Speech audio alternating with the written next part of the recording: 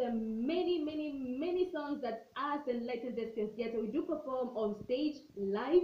Now feel free to invite us to perform for your students, and trust you me, the grades are going to go very high. Not only do we bring out the characters live, but we portray every single role just as it is in the book to make the students understand it more. Now let us now talk about the next theme, that is the theme of determination or optimism. Now when you think about this theme, one person comes to mind: Christian.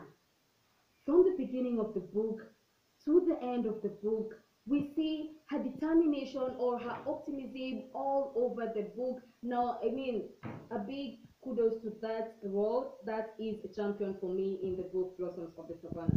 Now, the first point that I'm going to talk about is Luciana is very much determined to go to Egerton University and have to enroll to study her dream course, that is veterinary medicine. We do see even from the beginning of the book where she tries to consult Tayo, her sister, or even just to try to encourage her, or even to just plead with her to have her talk to their father Olekailo to have them enroll at Egerton University. Now this shows her optimism or her determination to go and join that campus. Now the second point is Resian is optimistic that one day she was going to meet her role model Monique de Emma Kerere. Now she had heard so many stories about this champion woman, about this role that is Monique de Makerere, who helped a lot of girls, who succeeded in her life, even despite the fact that Monique herself was circumcised. She was protecting other girls not to engage in the same practice because she knew it would bring disaster to the girls' lives.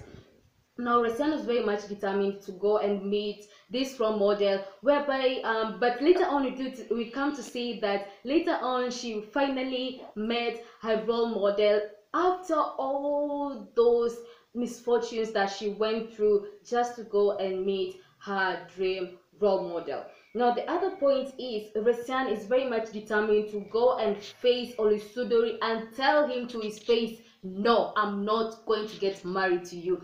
This was a very bold move. She did not know of the outcome, but she knew the change was all in her hands. She had the power to change her life, but either accepting to get married to Olusudori or not. Now she was determined to go and have Olusudori to tell him that she was not going to accept to become his wife because she had better plans for her future, like for instance going to Egerton University. Now that shows her determination. Imagine facing a big man, someone who was scared in the Nasilan village, someone who had so much power, to go and look him straight in the eye and tell him, no, your plans are not going to succeed. I believe that was a very bold move, and we see that Resian was very much determined to go and do that.